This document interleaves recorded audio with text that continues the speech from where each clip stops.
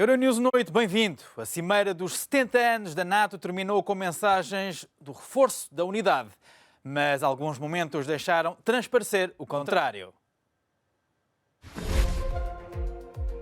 Termina a cimeira dos 70 anos da NATO. Líderes tentam passar mensagem de unidade, mas alguns episódios demonstram azedumes. A Alemanha expulsa diplomatas russos acusados de homicídio. Moscovo diz que vai responder.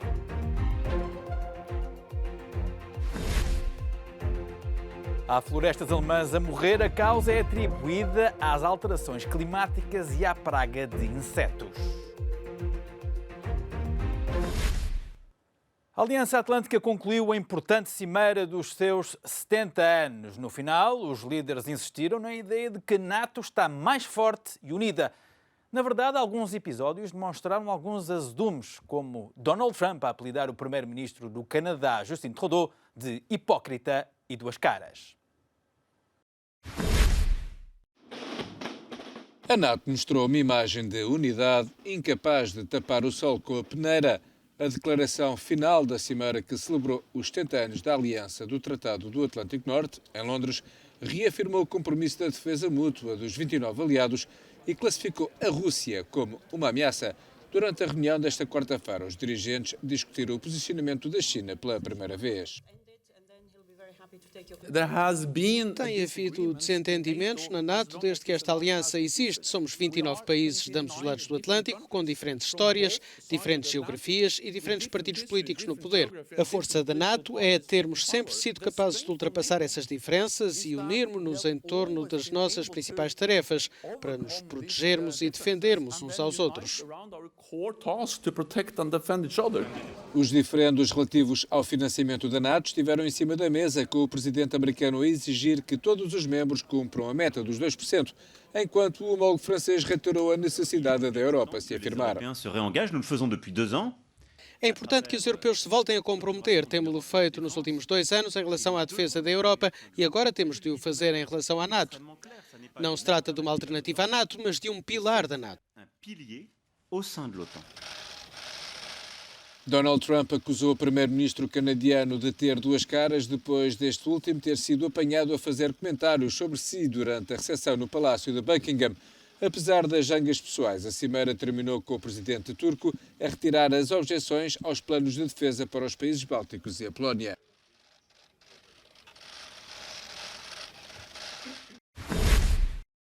Tensões diplomáticas estão a afastar a Alemanha da Rússia.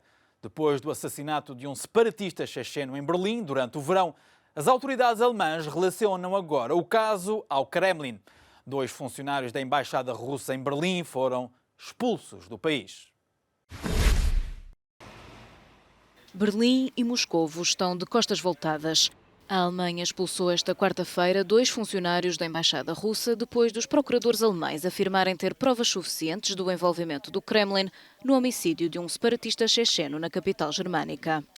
O Ministério dos Negócios Estrangeiros alemão alega que a medida é uma resposta à falta de cooperação por parte de Moscovo na investigação em curso, apesar dos numerosos apelos de altas patentes para clarificar o caso. Estávamos a 23 de agosto, quando a vítima, um checheno de 40 anos de idade com cidadania georgiana, foi morto com 3 tiros por trás, num parque em Berlim, em plena luz do dia. Julga-se que no início dos anos 2000 tenha lutado ao lado dos muçulmanos chechenos contra a Rússia. O suposto homicida, detido logo após o crime, é detentor de passaporte russo, mas o Kremlin nega qualquer relação com o caso. De que maneira que isto se relaciona com as autoridades russas? Este tema está a ser agitado pelos média alemães, mas isso não significa que as coisas tenham passado desta forma. O Ministério dos Negócios Estrangeiros da Rússia promete tomar medidas de retaliação, considerando a expulsão dos diplomatas uma medida hostil e infundada. De ressalvar que essa expulsão ocorreu alguns dias antes das negociações entre a Ucrânia e a Rússia, onde os líderes de França e da Alemanha também vão estar. Mas o Kremlin já afirmou que o sucedido não poderá afetar a reunião em Paris. A cimeira que vai juntar a União Europeia, a Ucrânia e a Rússia na capital francesa será realizada no dia 9. Um encontro onde Vladimir Putin e Angela Merkel vão estar lado a lado. Esta quinta-feira é dia de greve geral em França. É um protesto contra a reforma do sistema de pensões proposta pelo governo de Emmanuel Macron. Um teste importante a meio do mandato. O governo francês e o presidente Emmanuel Macron enfrentam esta quinta-feira uma greve geral contra a reforma do sistema de pensões, que pode vir a ser o maior abalo do mandato, depois de um ano de manifestações dos coletes amarelos que causaram um grande desgaste à imagem do presidente. Chega uma onda de contestação a propósito de um dos temas mais delicados da política francesa. De certa forma, isto resume-se a um bloqueio estratégico a Emmanuel Macron. Por um lado, esse bloqueio é feito pelos setores que estão em posição de parar o país e que são os mais mobilizados, os caminhos de ferro e os transportes públicos, por exemplo. Por outro, uma opinião pública que parece apoiá-los. A verdadeira batalha vai travar-se no campo da opinião. Macron está a meio do mandato e a pouco mais de 2 anos das próximas eleições. O segundo mandato está longe de estar garantido e até a passagem à segunda volta pode estar comprometida. O verdadeiro perigo para Emmanuel Macron, se não for até ao fim com esta reforma, é ver as bases eleitorais evaporarem-se. Se 10% dos eleitores de Macron se evaporarem, isso pode não ser suficiente para passar à segunda volta. A questão das pensões é uma das mais espinhosas para qualquer governo francês. Em 1995, uma onda de manifestações e greves contra outra reforma foi o princípio do fim do governo de Alain Juppé.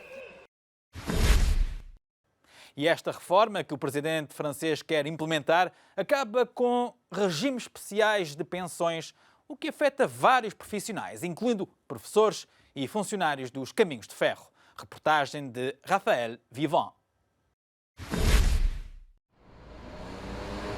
Na escola secundária de Saint-Just, em Lyon, são muitos os professores que vão aderir à greve desde 5 de dezembro. Stéphane Bach, professor de Geografia há 28 anos, faz parte dos funcionários públicos descontentes com a reforma de Macron. O próprio governo admitiu que os professores serão os grandes perdedores neste sistema. Alguns simuladores mencionam a perda de quase 30% da pensão para um aposentado que iniciou a carreira em 2025, data em que essa reforma será implementada. Para este professor, esta reforma no sistema de pensões irá trazer problemas também para o futuro da profissão. Já temos a questão dos salários de hoje em dia, que são um problema. Se amanhã adicionarmos pensões extremamente baixas, tenho dificuldades em ver quem vai querer trabalhar no sistema educacional nacional com estas perspectivas. Nos últimos dias, o governo prometeu aos professores aumentos salariais, promessas insuficientes para Stéphane e para os colegas. Creio que vamos assistir a uma mobilização muito forte, porque até colegas que normalmente não participam vão estar presentes na greve. Portanto, a mobilização deverá ser maciça. Com esta nova reforma, os 42 regimes de pensões em vigor serão fundidos em apenas um sistema universal. O que quer dizer, portanto, que os estatutos especiais terminam, como é o caso do regime dos funcionários do sistema ferroviário. Entramos com um contrato. A partir daí, as várias reformas reduziram esse contrato gradualmente. Se aceitamos receber menos dinheiro todos os meses, foi em troca desse plano especial de pensão. Se aceitamos a dureza deste trabalho, trabalhar à noite, aos domingos, nas épocas festivas, é por causa deste regime especial. Uma área profissional que promete estar em peso nas ruas francesas e continuar com a pressão sobre o governo de Emmanuel Macron. Os professores e os funcionários dos caminhos de ferro prometeram participar na greve desta quinta-feira, mas não são os únicos. A eles juntam-se funcionários dos hospitais, do setor da energia, advogados, entre outros. No entanto, o governo garantiu que não vai recuar na reforma. A primeira reunião da Comissão Europeia aconteceu esta tarde em Bruxelas. Ursula von der Leyen reuniu os comissários e apresentou algumas linhas do Acordo Verde Europeu que vai ser apresentado na próxima semana. A Comissão Europeia está a ultimar os detalhes do chamado Acordo Verde, o plano de ação climática que será apresentado na próxima semana. A presidente da Comissão, Ursula von der Leyen, sentou os comissários à mesa e anunciou novas medidas do acordo. Quero informar que estamos a trabalhar para alcançar uma meta ambiciosa de mobilização sob o mecanismo de justa transição, juntamente com o Banco de Investimento Europeu. 100 mil milhões de euros em investimentos durante o período do próximo orçamento plurianual.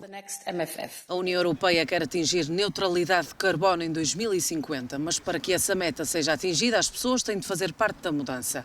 O Acordo Verde prevê financiamento para a renovação das habitações mais antigas, no que diz respeito, por exemplo, à poupança de energia. Ao renovar as casas, as pessoas vão ver a fatura da luz a diminuir. Iremos pagar menos pela eletricidade e os imóveis acabam também por ser mais quentes por dentro, além de oferecer oportunidades de emprego. Precisaremos de pessoas, especialistas e técnicos também para fazerem as renovações. Portanto, este é claramente um exemplo em que podemos criar aceitação pública, gerar benefícios para as pessoas e será bom para o clima e para o ambiente. A Agência Europeia do Ambiente diz que estas medidas não são imediatas e a urgência dos problemas exige mudanças mais drásticas. Há florestas a morrer na Alemanha. Quem o diz é o Departamento Alemão da Agricultura, que estima que só no sul de Berlim, desde o ano passado, 110 mil hectares de floresta morreram. Motivo: alterações climáticas e pragas. Reportagem de Jona Karlgren. Thomas Weber é o responsável por esta floresta em Brandenburgo, no sul de Berlim, há mais de 27 anos. No ano passado, de repente, os pinheiros começaram a morrer. Aconteceu tão depressa, tão rapidamente, que eu nunca poderia ter imaginado. Foram 2 anos consecutivos de seca e calor recorde, impulsionados pela mudança climática. E enquanto as árvores lutavam para sobreviver, foram atacadas pelos besouros de casca que se desenvolvem rapidamente no clima quente. Quando temos uma praga como a do besouro, limpamos as árvores e as cascas. Mas agora, com os verões secos e as alterações climáticas, já não é possível controlar a situação. A situação espalhou-se por todo o país. Segundo o Ministério da Agricultura alemão, cerca de 110 mil hectares de floresta morreram ou estão quase mortos. Uma área equivalente a 150 mil campos de futebol. O pior é que vemos a floresta a sofrer, a morrer, e não podemos fazer nada. O governo alemão desenvolveu um plano que envolve 800 milhões de euros para salvar a floresta. Elementos do exército vão limpar as árvores mortas e plantar novas árvores com raízes mais profundas que possam sobreviver melhor às secas. Mas é preciso esperar. Parece que vamos precisar de décadas ou séculos até que a floresta volte a ficar de pé. A natureza tem tempo, mas não sei se nós humanos temos tempo. É uma luta contra o tempo. Os especialistas dizem que mais um verão quente e seco pode ser devastador. Poderá a floresta alemã ser salva? O governo, pelo menos, vai tentar, mas a raiz do problema são as alterações climáticas e ninguém sabe como estas mudanças vão atingir as árvores no futuro. Ich bin Jona Karlgren für Euronews aus Brandenburg.